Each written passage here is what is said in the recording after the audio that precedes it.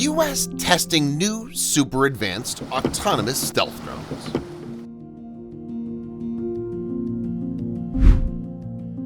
Boeing is no longer participating in the Skyborg, which is set on developing a suite of artificial intelligence-driven systems designed to fly various future autonomous unmanned aircraft, according to the U.S. Air Force. However, the company is still conducting work related to the MQ-28 Ghost Bat, one of which is now in the United States, with an eye toward pitching it to the service as part of future advanced drone initiatives. This all comes as the Air Force is looking to field the first examples of what it expects to be a family of unmanned aircraft with varying capabilities and degrees of autonomy, which will, at least initially, be designed to work closely with manned aircraft by the mid to late 2020s.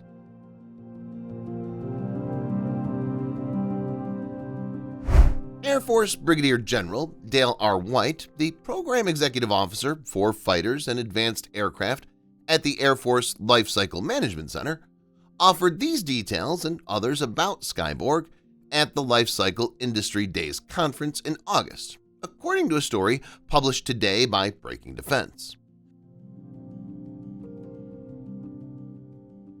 Boeing, General Atomics, and Kratos all received contracts to produce unmanned aircraft in support of the Skyborg program in 2020.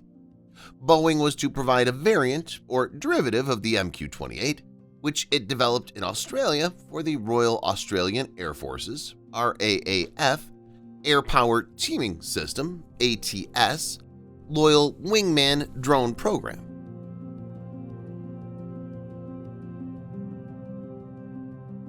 Conflicts between the ATS and Skyborg testing schedules upend Boeing's plans to provide an MQ-28 for the latter program, but they did finally get a vehicle in the United States, White said, according to Breaking Defense.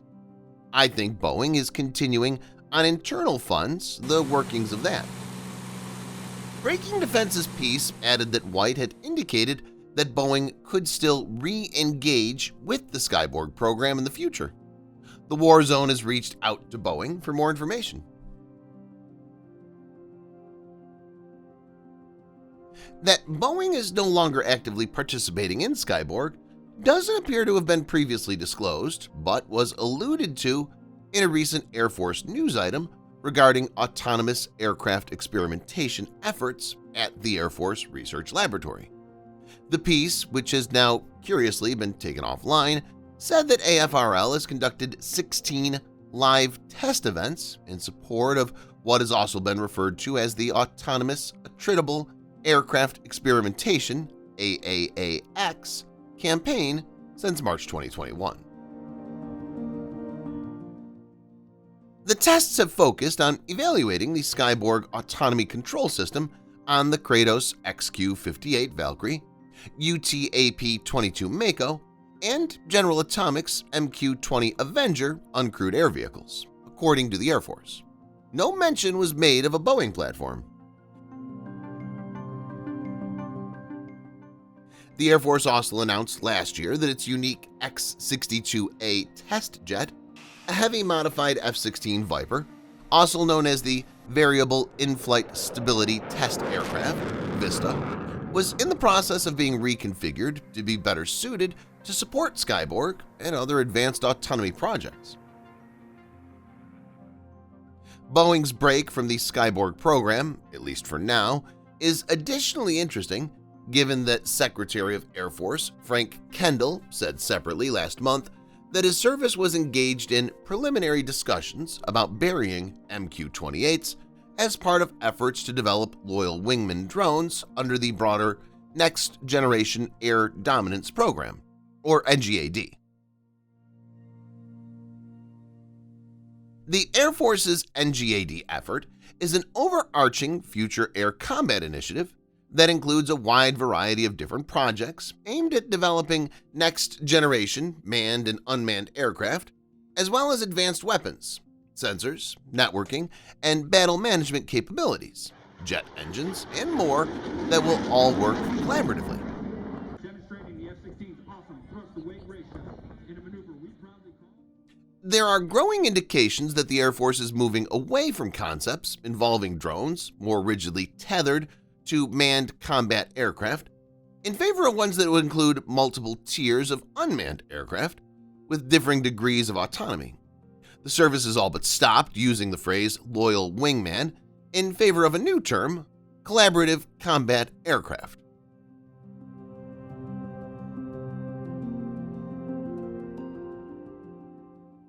It's possible that Brigadier General White's comments about Boeing's involvement in Skyborg reflect a broader transition involving that program that may already be in progress, at least on some level. Air Force magazine had already reported that White had talked at the Life Cycle Industry Days conference about the wildly successful Skyborg program being ready to graduate to whatever the next level might be, and a link there to the service's future CCA plans. We used Skyborg as the foundation, the stepping-off point, with all of the science and technology work that we did, which feeds into it, and we're continuing to work with industry and with the enterprise, and we'll continue to refine that approach, White said, according to Air Force magazine.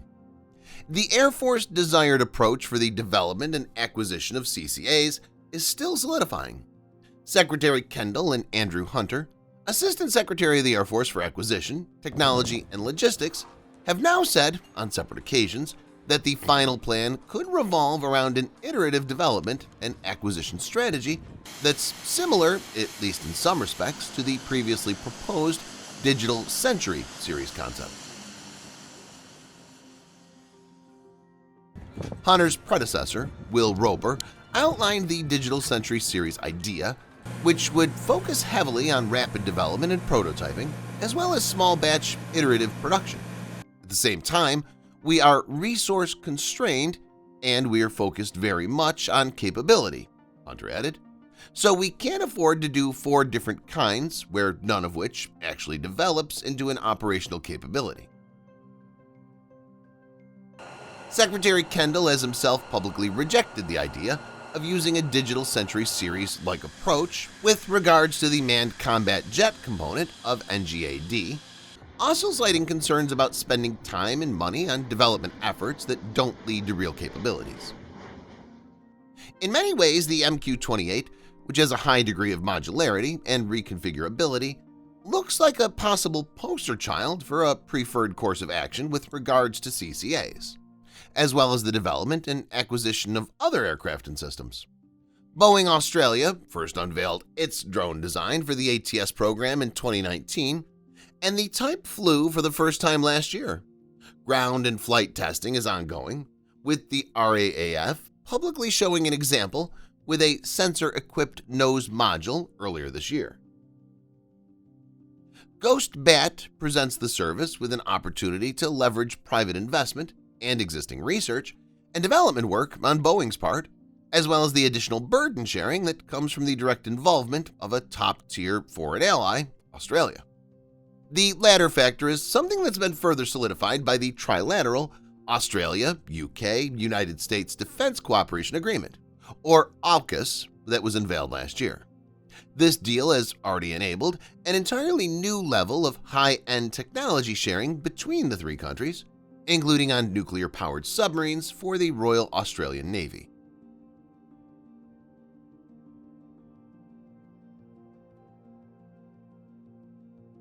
A series of still unexplained and unusual flights by RAAF C-17A Globemaster III cargo planes to the secretive Tonopah Test Range Airport in recent months has previously raised questions about undisclosed U.S.-Australian collaboration on advanced aviation projects.